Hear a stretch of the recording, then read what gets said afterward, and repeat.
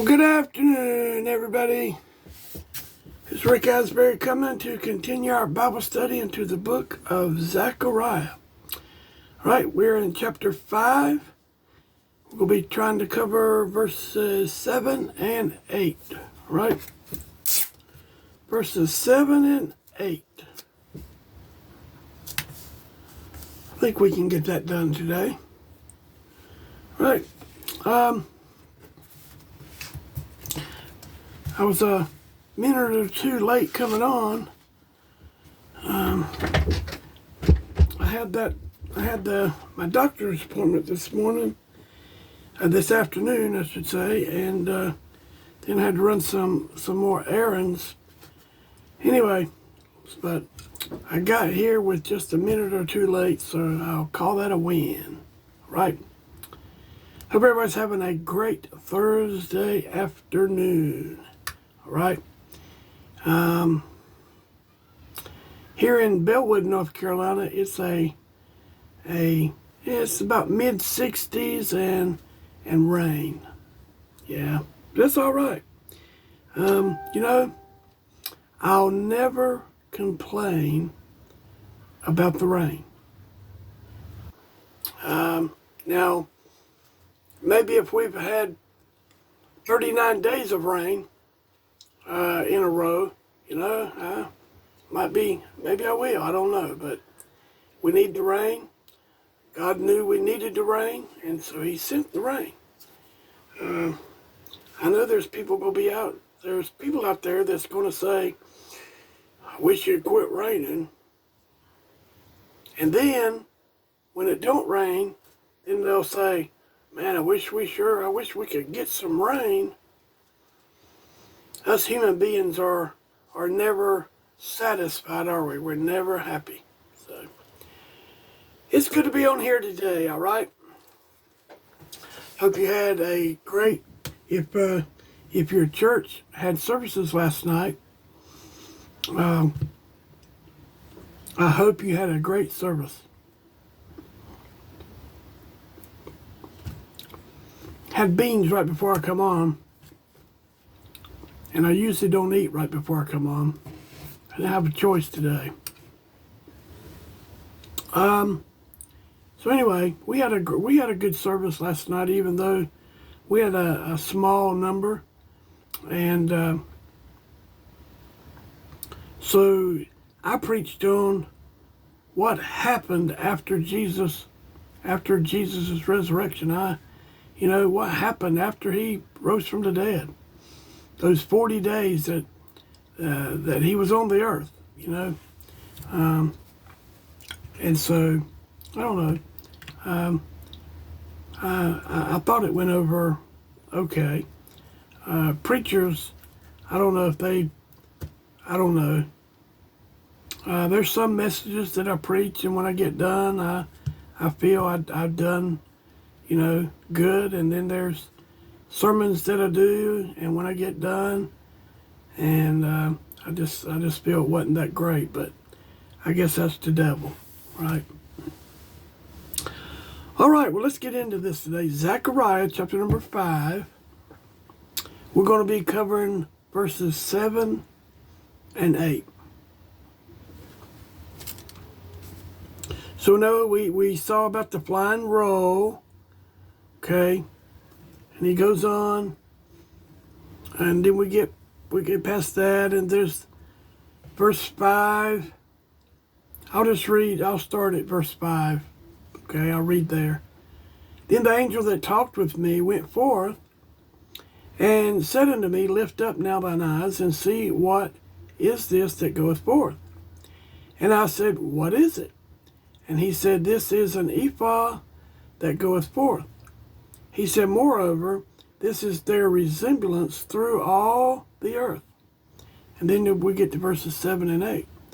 And behold, there was lifted up a talent of lead. And this is a woman that sitteth in the midst of the ephah. And in verse 8, and he said, This is wickedness.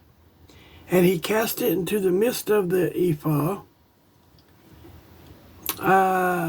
and he cast the weight of lead upon the mouth thereof. Hello, David Cordell. Good to see you today. I hope everything's going great. So we see here in these verses, so this woman here, the woman in the ephah is supposed to represent Judea, which shall be visited for its sins. You know what? Look at the United States of America.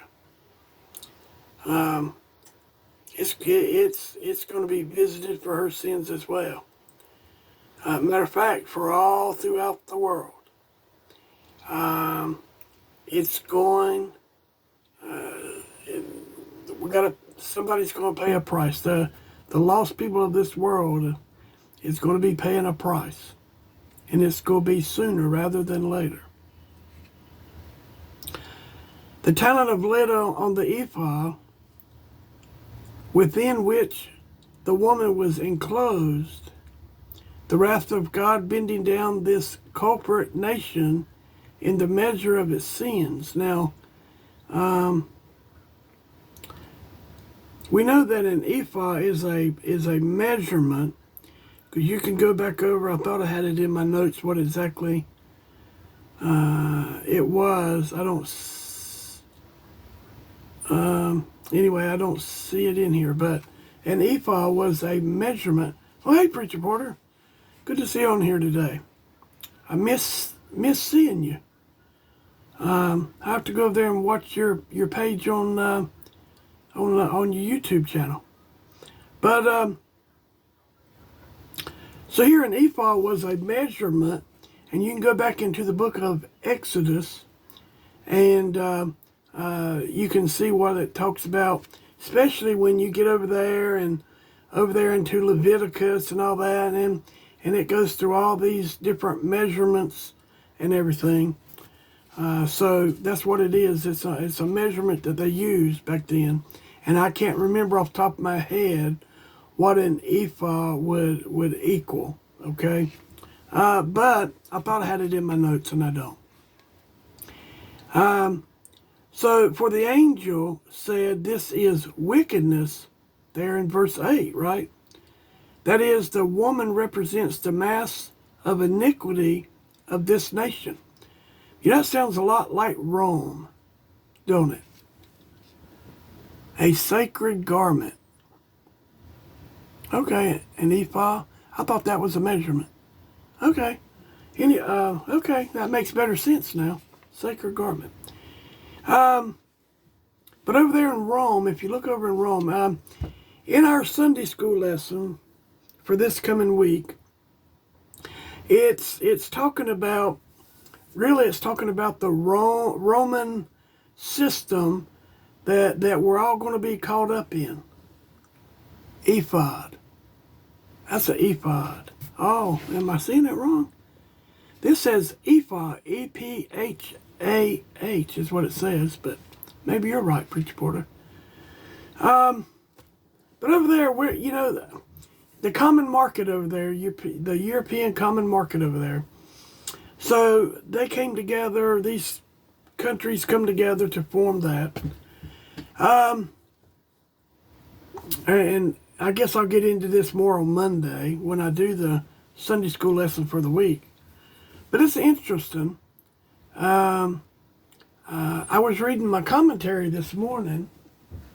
I don't know if this might come across backwards. I don't know how I can make it work right. But anyway, it's Revelation. It's a commentary on Revelation by John Phillips. And so I was reading over there in, it would be chapter 17 of Revelation. And it was pretty neat. Now our Sunday school lesson for the week, our Sunday school lesson is going to be on Revelation chapter 19, verses 5 through 10. I don't know why they do it that way, but that's how they do it, or 6 through 10, whatever it is. I just hate accordingly. But anyway, so this lady here this woman that talks about here, it represents the mass of iniquity of this nation. So it's talking about, I guess it's talking about Judah over there. And it could be, you know what?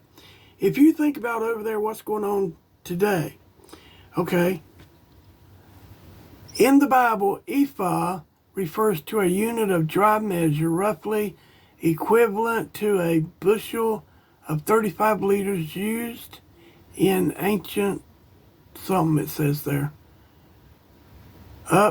No. Hey, man, I wasn't right either. Well, sort of, yeah. But if you look over there, what's going on over there today, we know that the Pope died, and we know that if he wasn't saved, like we have to be saved by the blood of Jesus Christ, if he wasn't saved, he died and went to hell. Now, I'm not going to get on too much of that today. I could go, and I'd get way off of what I want to do.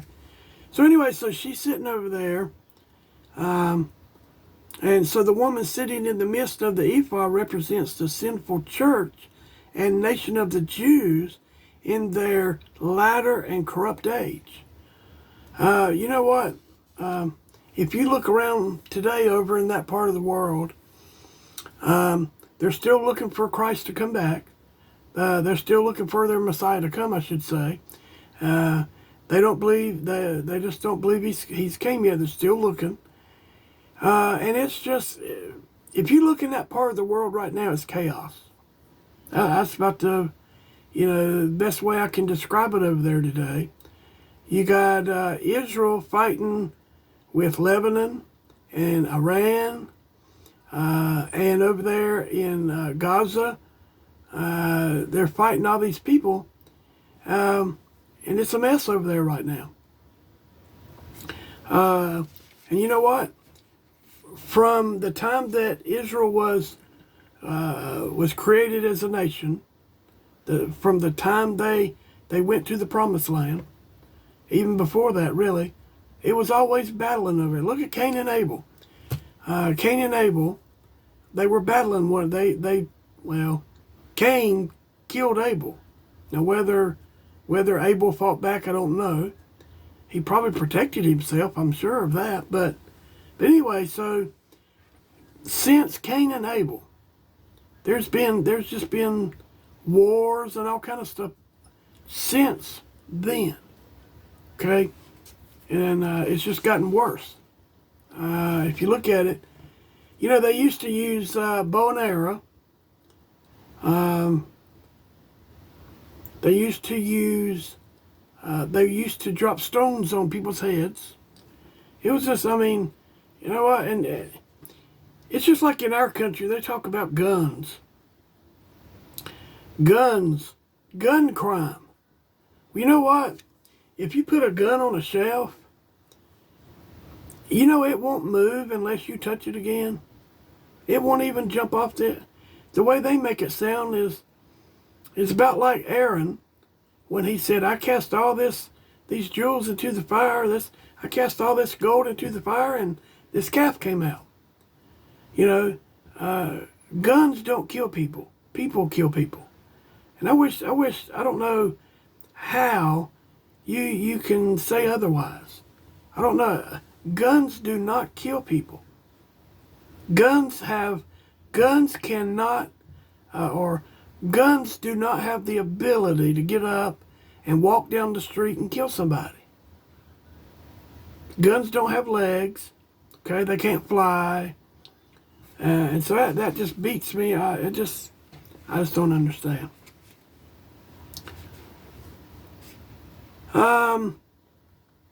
So guilt is upon the sinner as their weight of lead. Ain't that the truth? Isn't that the truth? To sink him to the lowest hell. When I got saved, probably same with you, I came up and I felt lighter. I felt like I had weight on me before, and when I got up, I didn't feel that weight no more.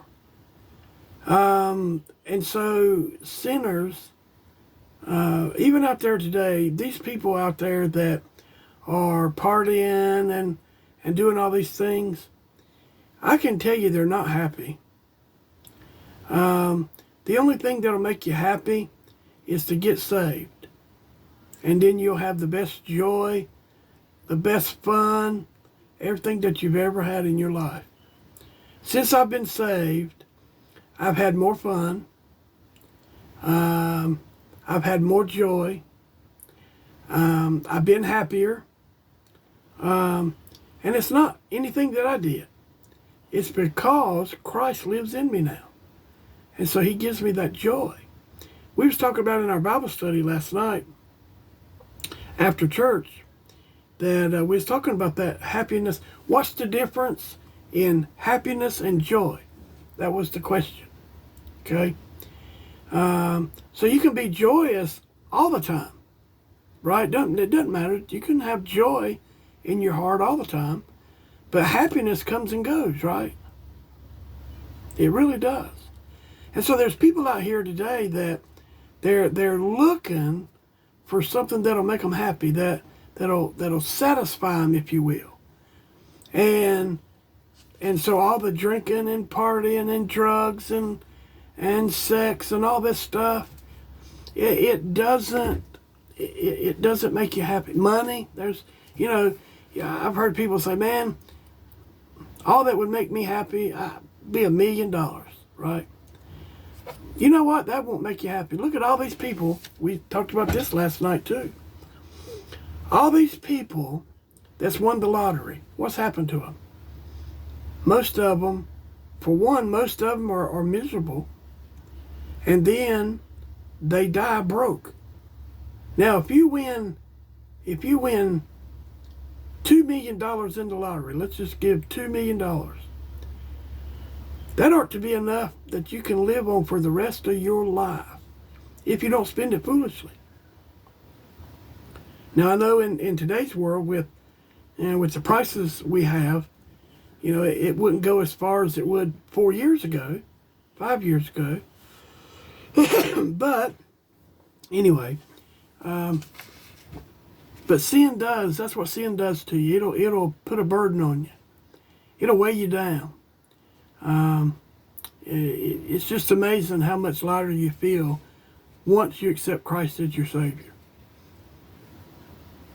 So it seems to me the condemnation of the Jews after they filled the measure of their iniquities by crucifying Christ and rejecting his gospel. I look at it this way. The Jews, they hired a hitman to take out Christ. Because, let me explain that. Maybe some of you understand what I'm saying.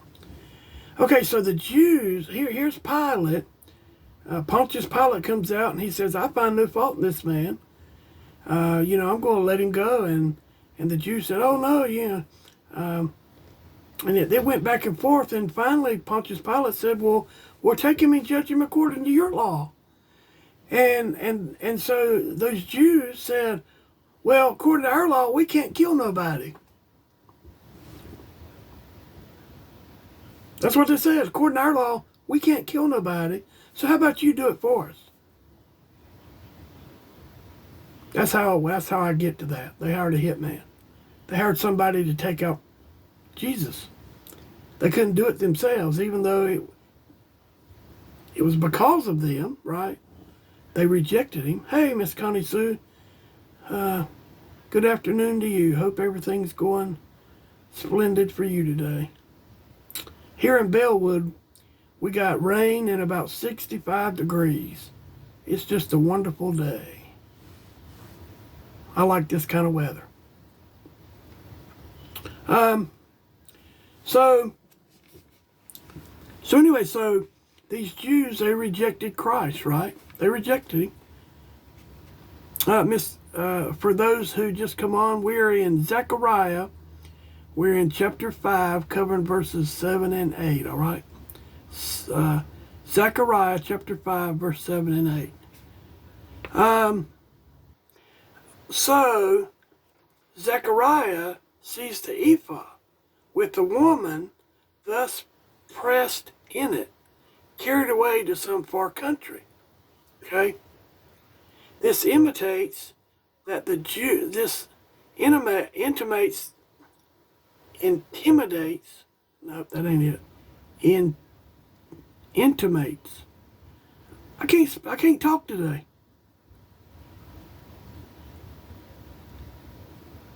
Intimidates, whatever.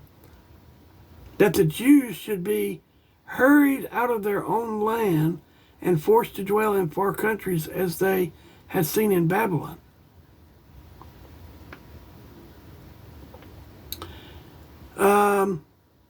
They were back and forth in. Hey, Miss Mary, good to see you today.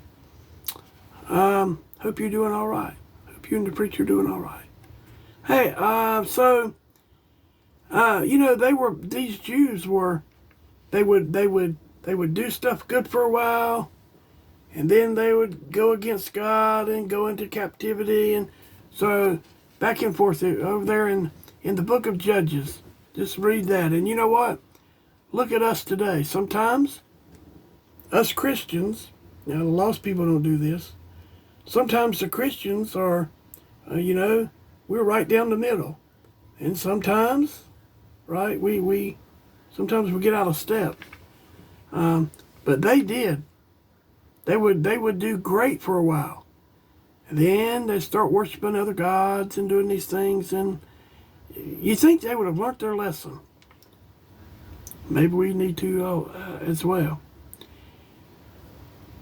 So there the ephah shall be firmly placed, and their sufferings shall continue far longer than in their late captivity. We know they come out of Babylon over there in a Sunday school lesson for this week. It's going to be talking about Babylon. Blindness is happened unto Israel, and they are settled upon their own unbelief. There's a lot of unbelief over there in that part of the world today. If you look over there, they're, like I said, they're still looking for the Messiah to come. I think some of them are truly saved. I really do. I think it's just like America, even though that's Israel. But I think it's like America. I think it's all over the world. You got some people that saved, some people aren't. You got all these cults that are out there.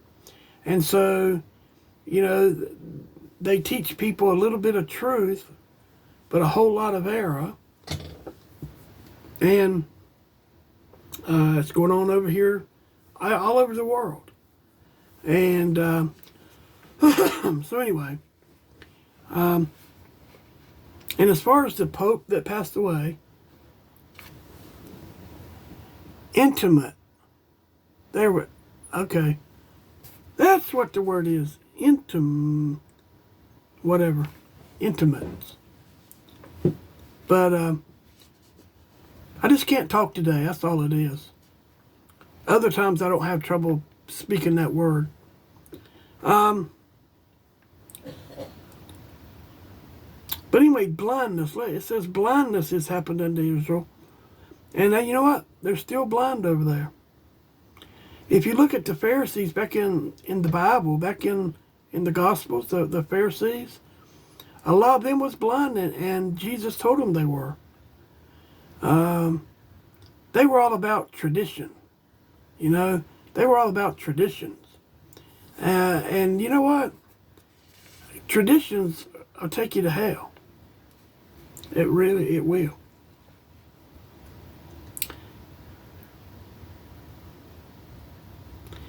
So let sinners fear to treasure up wrath against the day of wrath, for the more they multiply crimes, the faster the measure fills. Look around America today. Speaking of the lead here, might indicate the sin was heavy as lead.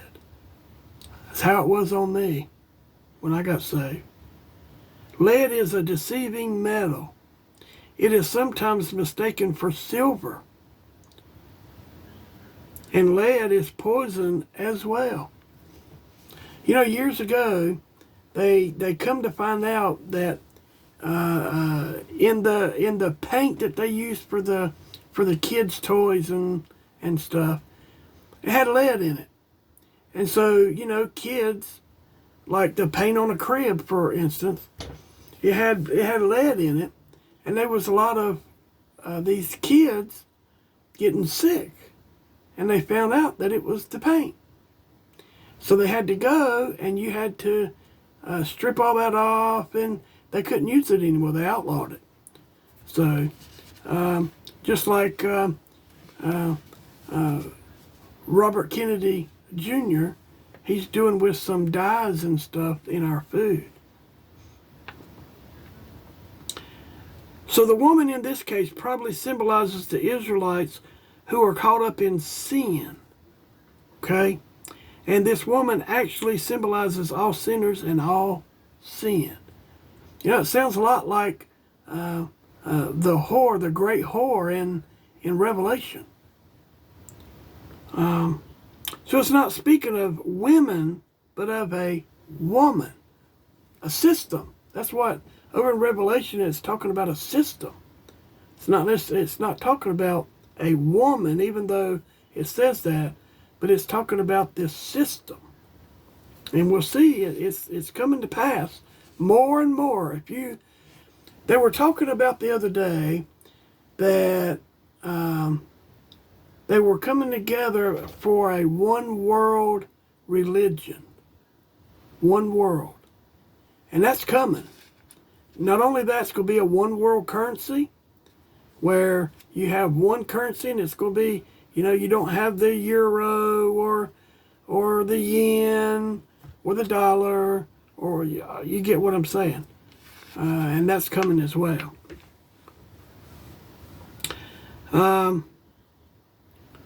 So it seems as if there is some kind of container, and this talon of lead is the lid. The woman is down in the container. This is speaking of the combined sins of the world.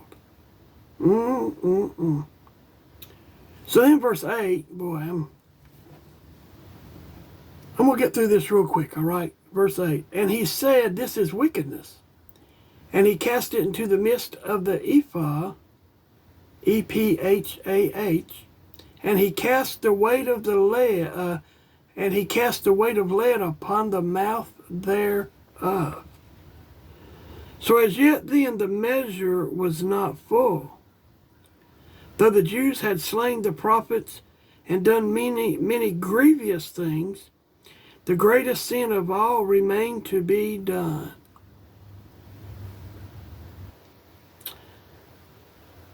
But when they had crucified Christ and persecuted the apostles and the gospel, the measure was full. What about that? You know, we talked a lot about Christ this past Sunday. This past Sunday was Easter Sunday.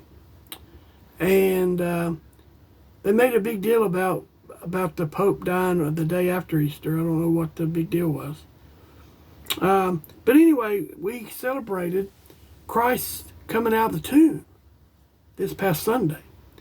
And we had a great service at our church. My pastor, he preached for about 50 minutes. And very interesting, okay? And of course, we told him, hey, preach as long as you want. You know, we didn't have service that night, so hey, man, preach. That's what that's what the country needs more of right now. Need people that's going to preach. So she was wholly within the ephah, no part remained without, so that the measure was filled. And then he goes on and he says, and he cast the weight of lead upon the mouth thereof. So as in Genesis, a great stone was on the mouth of the well, right? Over in Genesis chapter 29, verse 2, so that there should be no access to it.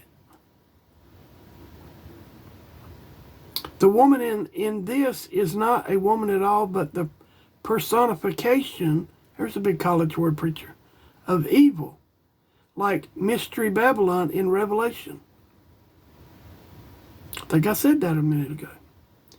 So when the sin tried to leave the ephah, it appears there was a seal of lead put on the lid to keep it down. It makes me think,